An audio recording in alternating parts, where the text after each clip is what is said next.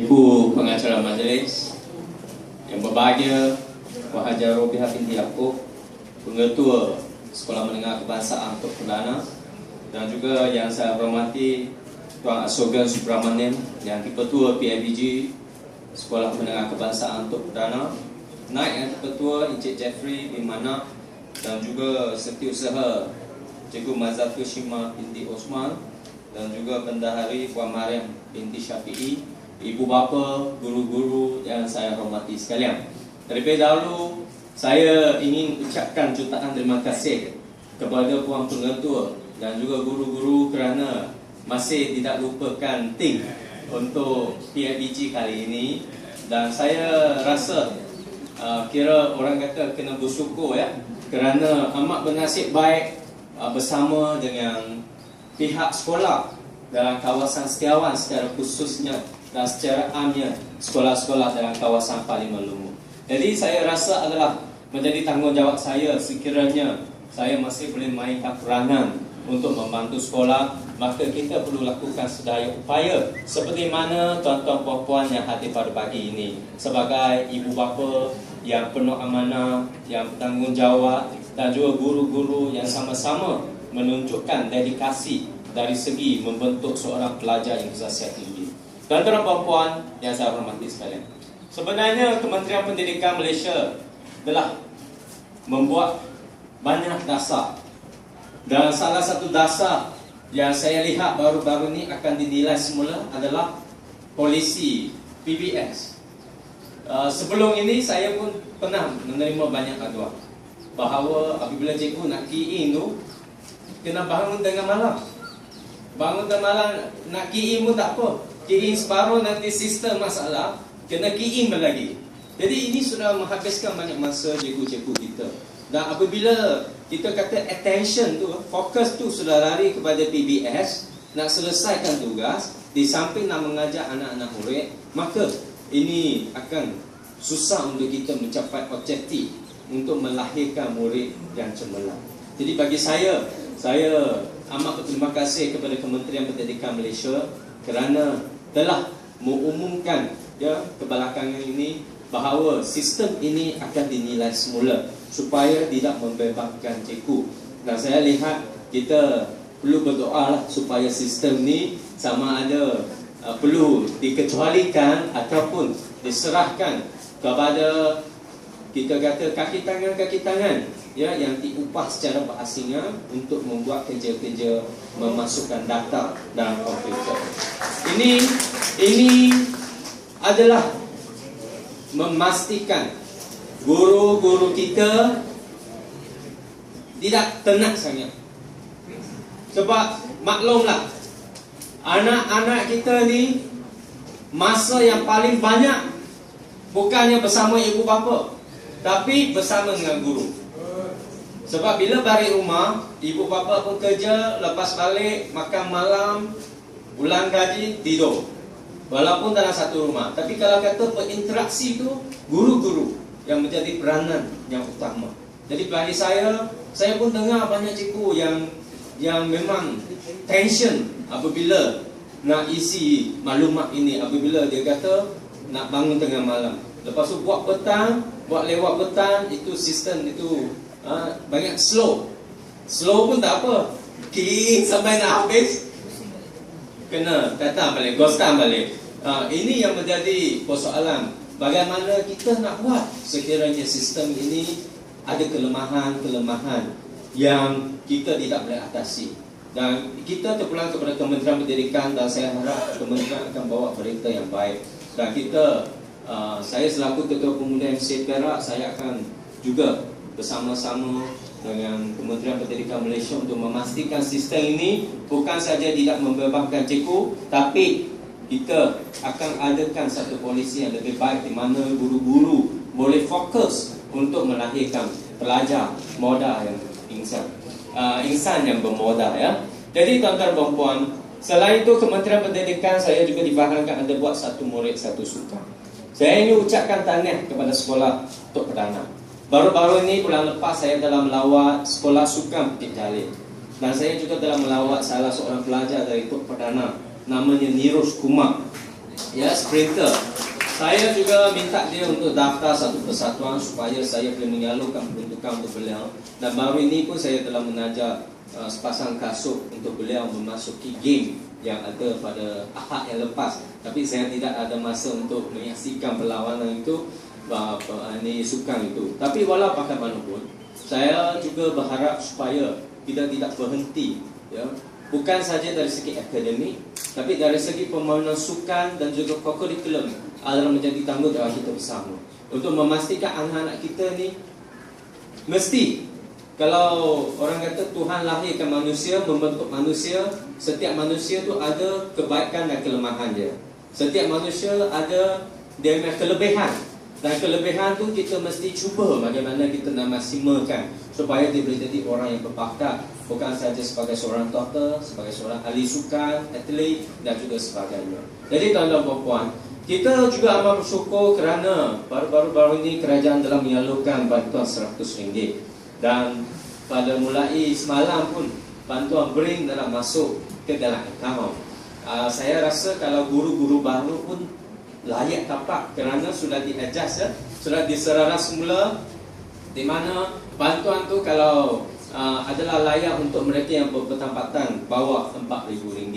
Dan bukan saja itu, di sini saya juga ingin sampaikan mesej untuk penerima-penerima BRIN yang tahun lepas yang sudah layak, jika ketua keluarga, ya, meninggal akibat kemalangan ataupun meninggal dunia semula jadi ataupun sakit ataupun hilang upaya kekal, ketiga-tiga elemen ini membolehkan pampasan diberikan sama ada RM1,000, RM10,000 ataupun RM30,000 untuk mereka yang meninggal akibat kemalangan.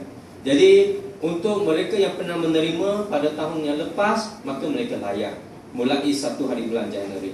Tapi untuk pemohon baru yang baru dapat semalam ataupun hari ini, tarikh berkuat kuasa adalah bermula pada hari pemberian bantuan tersebut. Jadi ini adalah satu langkah yang baik untuk membantu kita. Kita pun tahu banyak sekolah mengalami masalah apabila murid-murid yang datang kata mungkin ahli keluarga dia meninggal, tak ada orang nak membayar yuran, tak ada orang nak tolong bagaimana nak sambung persekolahan, sehingga mereka terpaksa berhenti sekolah untuk bekerja, untuk mengiara kehidupan adik-beradik dan juga ibu ataupun bapaknya. Dan ini adalah amat menyedihkan apabila kita lihat pelajar-pelajar kita berhenti sekolah atas sebab masalah ini. Kalau atas sebab jenayah, kalau atas sebab disiplin, itu saya lihat masih rasional lagi. Tapi kalau atas sebab masalah keluarga, dia terpaksa berhenti sekolah, maka kita rugi seorang modal, ya? Seorang insan yang bermodal. Tapi sebelum ini, 2 hari lepas saya ada pernah sembang dengan kawan.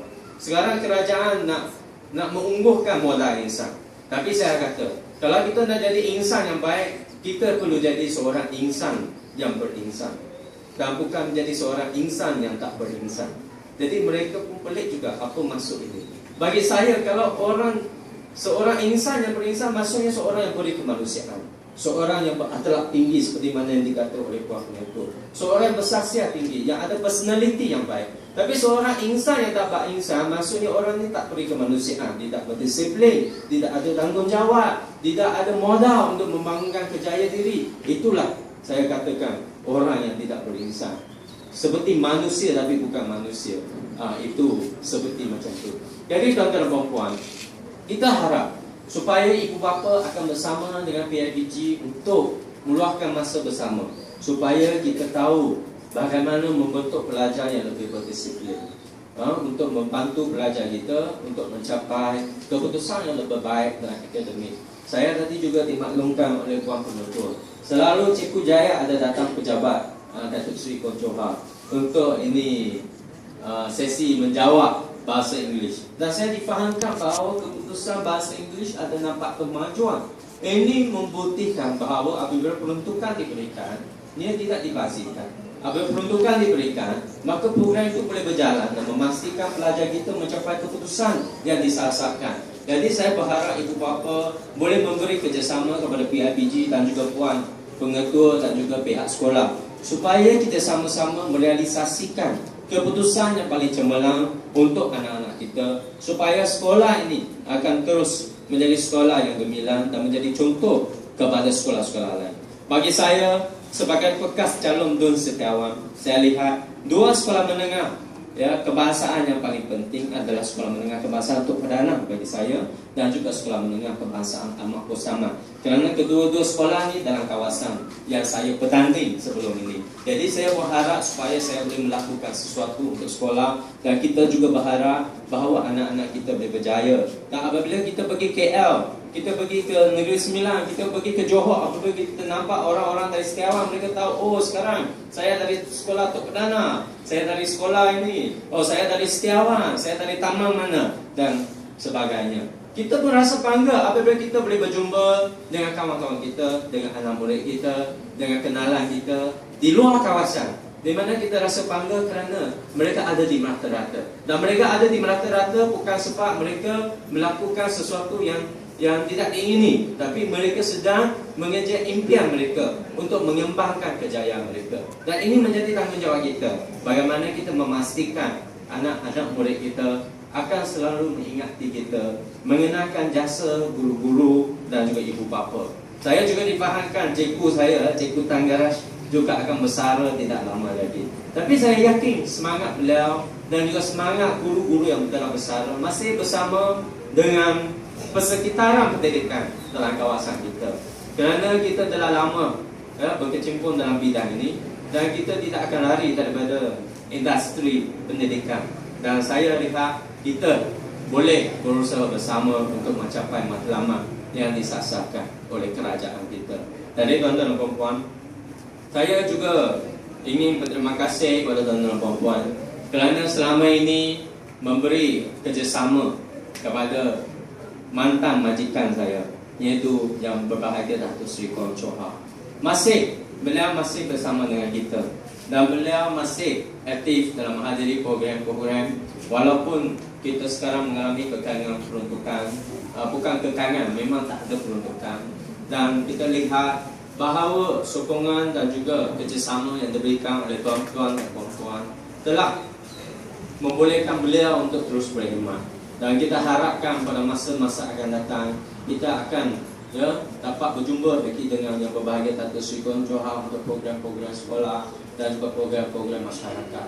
Tuan-tuan dan puan-puan, saya ingin berkongsi dengan tuan-tuan dan puan-puan.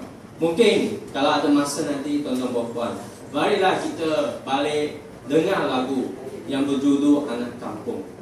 Apa maksud sebenarnya dalam lagu Anak Kampung yang dinyanyikan oleh seorang penyanyi dari Sabah, daripada timur Malaysia, Jimmy Pelikat saya rasanya. Anak kampung. Dalam lagu ni dia kata, saya seorang kuli-kuli, saya seorang yang dia ada pelajaran. Dia sebenarnya latar belakang lagu ni dia nyanyikan untuk macam seorang girlfriend dia. Dia kata dia tak ada rumah, tak ada rumah pun papaknya. Saya rasa ini lagu boleh memotivasikan kita, bagaimana kita nak mengejar impian kita, supaya kita tidak terus menjadi kuli, supaya kita terus dapat memiliki rumah, dan juga supaya kita terus mengejar impian kita untuk jadi orang berjaya, supaya kita boleh menawan hati orang kekasih kita. Dan ini adalah satu lagu yang sangat baik. Saya juga difahamkan bahawa Yang Amat Berhormat Perdana Menteri juga suka lagu ini, Anak Kampung. Dan yakinlah, anak-anak kita yang berasal dari Setiawan, anak-anak kita, walaupun orang KL kata Setiawan ni anak kampung, tapi kalau dia belum datang Setiawan, orang-orang KL bila dia datang Setiawan, dia pun terkejut tengok pembangunan di Setiawan, di dalam kawasan paling berlumur. Dan sekarang kita bukan lagi anak kampung, sekarang kita anak bandar.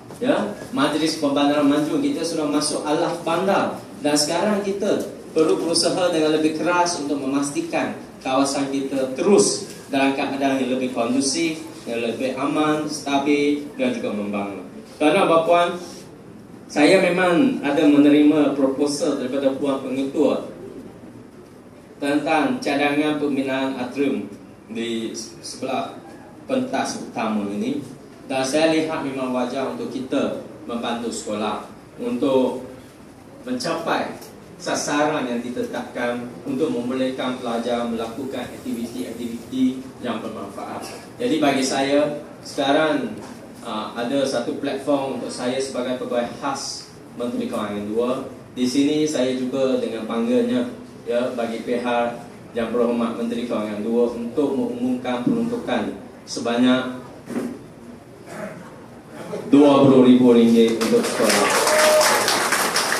Dan saya juga akan terus membantu teknik menjawab Cikgu Jaya Raj, sebab Cikgu sudah bagi tahu dari bulan lepas, dari Disember lepas sampai Januari lepas, sekarang sudah Februari. Jadi saya lihat mungkin bila sampai masa nanti kita akan berusaha. Dan tuan-tuan dan puan-puan, kita haruslah berjanji kepada diri kita untuk melakukan yang paling baik, bersungguh-sungguh untuk melahirkan pelajar seorang insan yang bermodal, seorang insan yang bukan saja boleh membantu membangunkan Lumut secara khususnya, tapi secara amnya boleh membangunkan negara kita, Malaysia yang kita cintai. Terima kasih tuan-tuan dan puan-puan, dan saya berharap kita ada masa akan datang kita berjumpa lagi. Sekian dari saya, salam satu Malaysia. Majlis melakukan ucapan terima kasih atas kesudian Cik Tin Tai Tuk selaku. Minta maaf, dengan ini saya dengan sukacitanya merasmikan Musyawarah Agung PIBG Sekolah Menengah Kebangsaan untuk Perdana ke-41 dengan rasminya. Terima kasih. Majlis melakukan ucapan terima kasih atas kesudian Cik Tin